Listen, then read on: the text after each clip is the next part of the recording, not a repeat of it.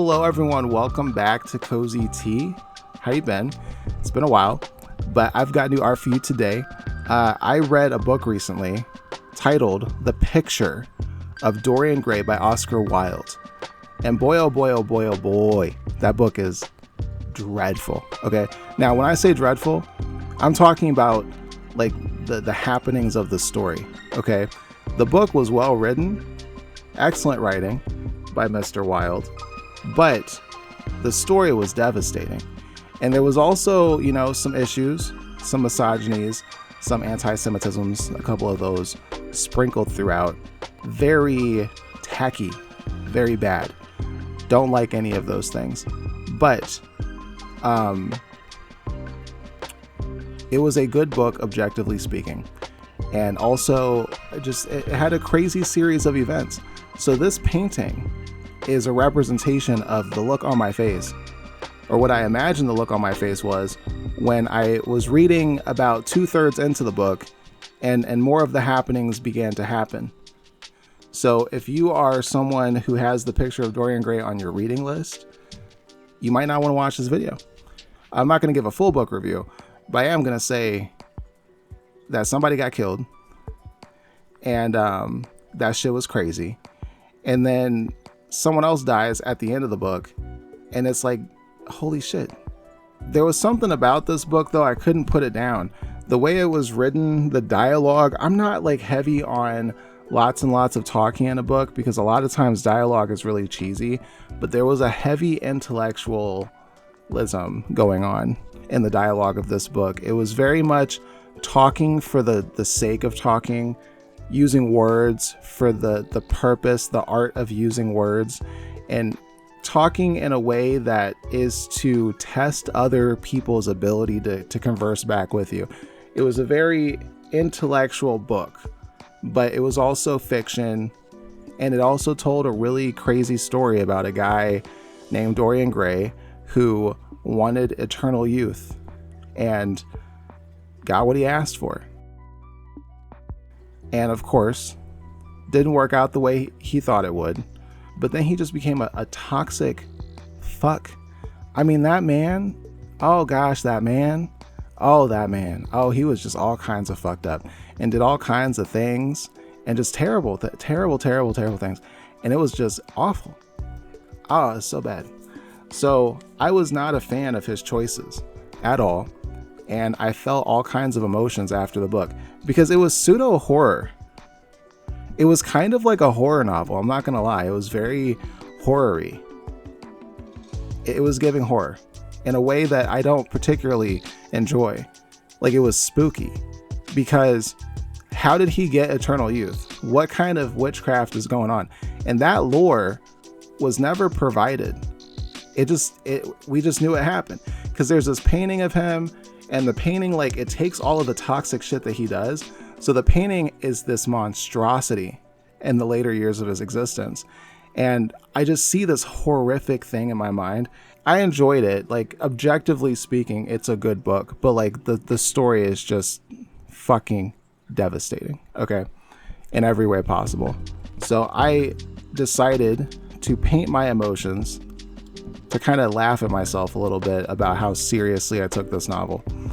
And obviously, I'm going to animate something, and that's going to be the tears of horror running down my face.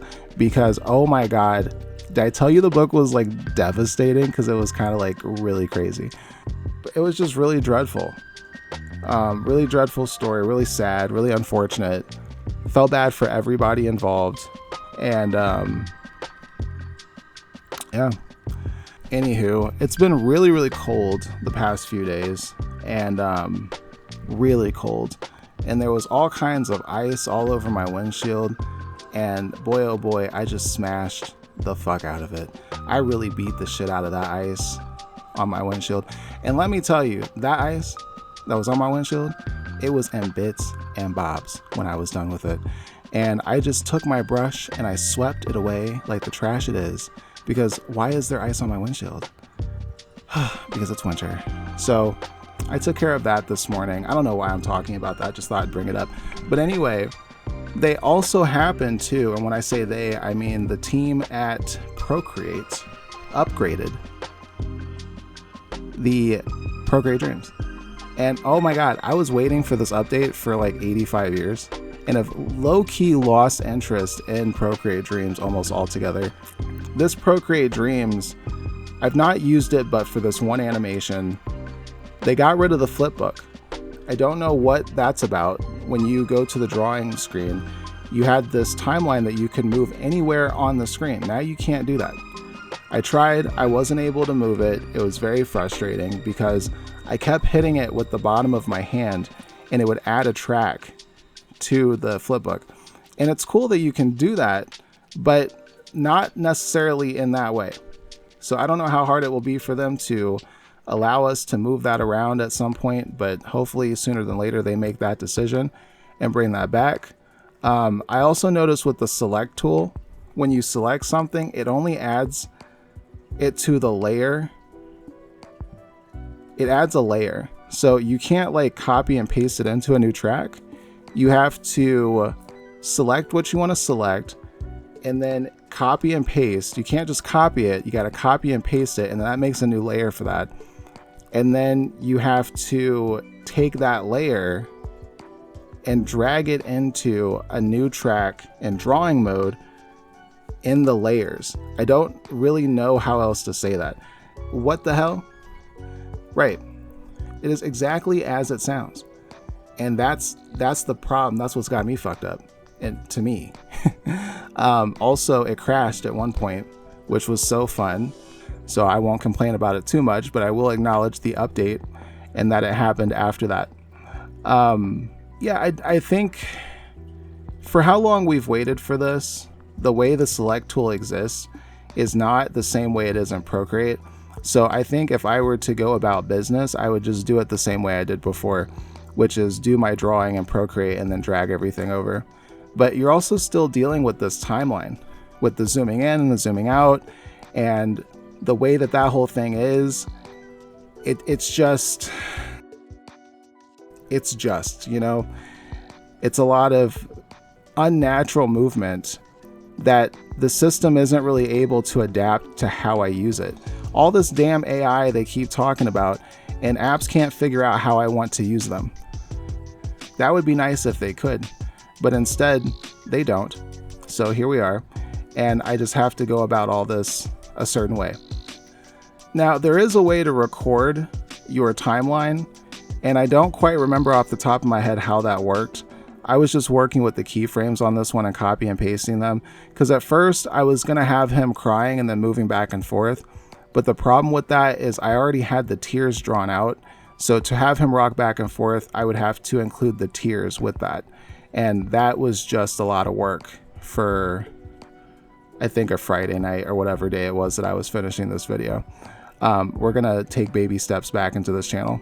So I just decided to keep him sitting straight up, and the tears were enough. But I decided to keep it simple, not do all that. But even just with those few things, it was not, they've changed it enough that I can't just go back into it and use it like I was. There's enough changes that I'm going to have to relearn how to use Procreate Dreams. And that may be a good thing once I become more acquainted with it, if I become more acquainted with it.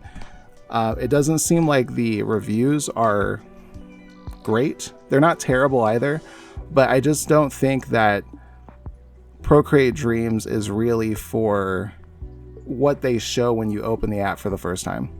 Okay, I think this is great for the cute stuff that I've been doing. It's fine for a lot of the projects you guys probably want to work on. But what I don't think it's fine for is as you become more involved in your own animation process and skill, the things you want to do kind of elevate, and I think Procreate Dreams has a hard time growing with you. So you'll eventually have to switch apps to something a little bit more streamlined, and I'm not sure if I want to go that direction or not. But I'm also just not entertained with keeping it like this. So animation is just going to be the back seat of what I do going forward. And I think it's going to be more of these kinds of paintings with just small elements animated. I might not even show the animation process because it's so simple. But yeah, I'm not sure how I want to use Procreate Dreams. to, oh yeah, there was this part where I was trying to duplicate my frames, but they have flip books now instead of frames. I'm not sure the language here. So if you go into the drawing, it makes you a flip book that you can't move around. But when you're finished and you leave that flip book, all of those frames are in that one flip book. So if you duplicate that, it includes all of those frames when you duplicate it, which is typically what I go for. So that's better than doing each frame individually like I was before, and I actually do think that's quite an improvement. But the problem is if you don't use the entire flip book, when you jump out of it, you have to make sure you minimize the extra frames. And you have to do that one way or another, either when it's still open in the drawing mode or when it's in your timeline. It's not just going to automatically consider the ones that you've drawn on top of. In the age of AI taking over the world, it can't do that, apparently. So hopefully it will at some point, but anything but what makes our life easier, right? It won't do that. It'll replace your job, but it won't know what pages of the flip book you already drew on top of and exclude the ones that you didn't draw on when you zoom out of it so that you can just go about your business as usual. No, because that's too easy. Procreate team doesn't use AI, and I respect them for this. Okay, I love them, but if you're gonna make an animation software, you gotta think about these things. Because I'm considering, I've been working on a project for 3 hours and I'm like tired, my neck hurts. I'm just trying to like get something else done before I stop for the day. And it's that kind of thing that makes me quit early. It's that kind of little thing that's like, I just don't feel like it. It's that kind of little thing that makes it harder for me to open the canvas again and get started on the project. So those things matter. They do. You know, this thing's been out since 2023, 24. It's been 2023, I think in November. So it's 2 years later. We're going on the 3rd year now. And I just don't feel like the app has really made the strides that it claimed it would. But it does have its uses. We'll see what happens with Procreate 2.0 as I get more into it. Procreate Dreams 2.0, that is. The new Procreate, with all the new brushes and stuff, is really great. I like a lot of the new pencils and stuff. They really put a lot of thought into those brushes. So really like that update. But Procreate Dreams,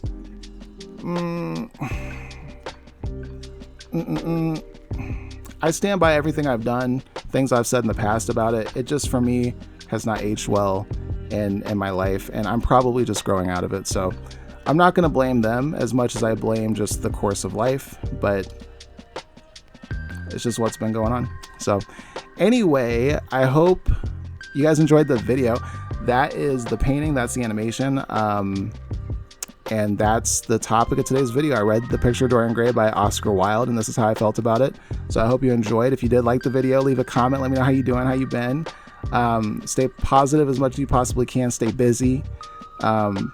Stay loud and proud. Speak up and speak out. Talk up and talk down when appropriate and when necessary. Okay, because it's necessary a lot of the time, especially nowadays. So do what you must, do what you need, and do what you want. Because why else are we here? Okay, live your life, stay beautiful, stay true, stay you, and above all, stay cozy. I will see you guys next time. Take care of yourselves. Peace.